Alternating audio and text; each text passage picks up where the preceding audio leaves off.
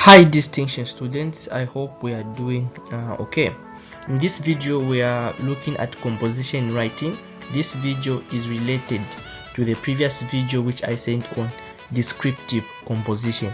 So the previous video was focusing on descriptive composition, but this video is just focusing on any type of composition, it being argumentative composition, letter writing. We are going to look on the major important points needed or things that are supposed to be included in your composition.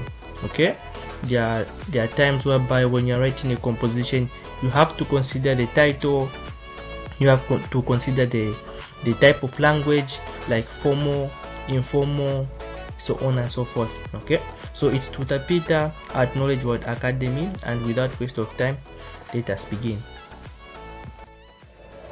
It's very much important to know the rules to follow when you're writing a composition. Okay, so in this unit we look at punctuations. Okay, these are very much important and you need to follow them whenever you're writing any composition, because a lot of marks are deducted. Okay, so what are punctuations? So these are symbols used to punctuate any composition. There are several punctuation marks used when you're writing a composition, and these include: 1. We have a comma. The symbol is inside the bracket. So this is used when you're listing things. Example: Peter went to the market to buy pens, pencils, shoes, and a ruler. Okay, so a comma is just simply used whenever you are separating a lot of items or things. Okay, as I've given that perfect example. And then the last two must be separated with and then don't forget to put a full stop. Okay, then we move to the second punctuation mark, which is a full stop. This is used when you plan to end a statement or a sentence. Example: Peter went to the market to buy shoes. The third one, the question mark. Okay, when do we use a question mark? So this is a symbol that is used at the end of any statement in form of a question. Okay, so a question mark is just simply a symbol that is used in any statement or any sentence in form of a question, or any sentence that deserves a response. Okay, like let's say, where do you stay?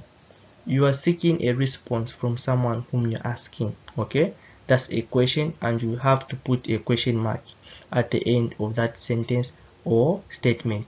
The example that I've given in this unit is: what is your name? Okay, what is your name? I'm waiting, or I need a response from someone whom I'm asking, so I need to put a question mark at the end of that statement. Okay, we are still on punctuations. Apart from question mark, we also have capital letters. Example: T, Y, and W. So it can be any letter, but the main concept that you need to grasp here is capital letters. So capital letters are used at the beginning of any sentence. The first word of any new sentence should be capitalized. Another thing is exclamation mark. Okay, the symbol is inside the bracket. It's more like an eye that is facing downwards.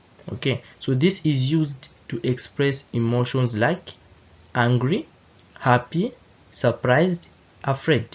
Example 1: help, help, John shouted. Example 2: shut up.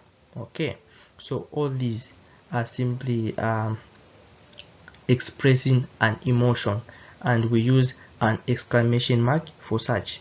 Okay, so apart from punctuations, we also have part B, which is paragraphing. Okay, so this is a section of a composition. Each time you begin a paragraph, you must indent.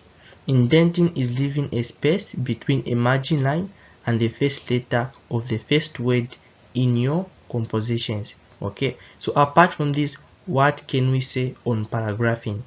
Another important thing is each similar ideas should be grouped in one paragraph. When ideas are different, separate them in separate paragraphs. Okay, Paragraphing is very much important as it will make your composition look beautiful. Having looked at punctuations and paragraphing, we move to the format of a good composition. We'll look at the title. A title can either be written or not written depending on how the question is asked. When the composition is started for you, you don't have to write the title. But when the composition has not been started for you, then you are required to provide the title from the question asked. Part B, the introduction. In the introductory paragraph, your aim is to explain the main reason as to why you are writing the composition. The introduction must be eye-catching, that simply means interesting, to capture the reader's mind. Your main aim is to make the readers interested in your composition. It's therefore important to write a very interesting introduction. Okay, so these points are very much important, more especially on the introduction. Okay, when you're writing your composition, make sure you come up with a perfect introduction that is very much interesting, that will convince someone who is reading to pass through the whole story, which is the main body. Okay, when your introduction is not interesting, those people, the examiners, they mark a lot of papers. They'll end up predicting. They'll just check the introduction. Okay, this introduction is not very much interesting. That simply means even the main body is not that much interesting. They'll just predict the marks to give you. They'll just give you a 7, a 6 mark. Now, when the introduction is interesting, you discover that even someone who is reading will be like, now let me try to see what happened. Okay, it will convince someone who is reading to pass through the whole story. Then you get a lot of marks. Okay, so it's very much important to come up with a perfect introduction. Part C, the main body. In the main body, you explain the points in details, and the points should flow based on your introduction written. Make sure all ideas should be connected nicely.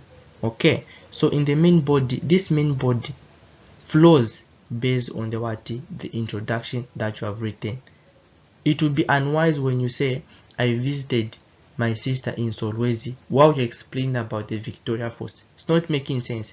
Someone who is in Solwezi is also appearing in Livingstone. Okay, so when your introduction, this is an example, when your introduction is saying, let's say you are in Livingstone, even your main body should explain based on the introduction. Everything should be about Livingstone, just like that. Okay, part D, the conclusion.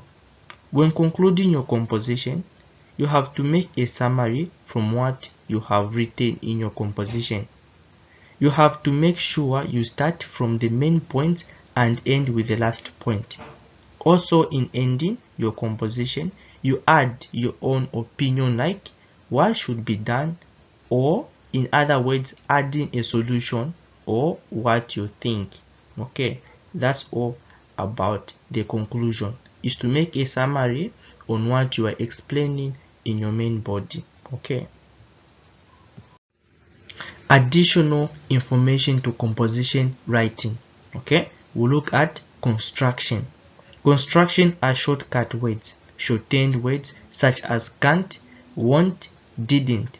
In a composition, you are not required to use such words. Okay, this point is very much important. It's simply saying all words should be written in full. Okay, so let's say can't. We know that can't is a shortcut of cannot. So this point is simply saying in a composition, you are not required to use shortcut words. You use the original words. Instead of won't, you say will not. Okay, that's what this point is simply saying. Additionally, acronyms such as ZNBC, CBU, UNZA, ZESCO, etc. can only be used once you have written them in full. For instance, I will be studying at the University of Zambia, UNZA. Then the second time you would like to write the name, of the school, you can write it as unser. This is because you have already written the school name in full. Okay, very much important to know about construction. Apart from looking at construction as our additional information, we also have conjunction, which simply means connecting words. Okay, so these are words used to join statements together, including paragraphs. Examples of conjunction include yet, and, but, further, while, apart from, hence, thereafter. You can't use a comma throughout your composition, as it will not make your composition beautiful. Therefore, it's important to use conjunction in your composition. Part C, we look at figures on our additional information. So English is one of the subjects that is full of words. Therefore, you are advised to use words instead of figures except for time, years, and dates. For example, you can write like this: I was born on 7th of May 2003. The time is 13 hours, so on and so forth. On additional information, we have these three important points. Write your composition to the required number of words, which is 200 to 250 words. Use a formal word in formal letters. Write correct spellings. Check for what? For spellings, very much important. Important things to note when writing a composition. Very much important. These were the points that I was talking about in the first unit of this video. Formal language, we have the formal language on the left side, we have the informal language on the right side. Okay, what language are you supposed to use in formal language?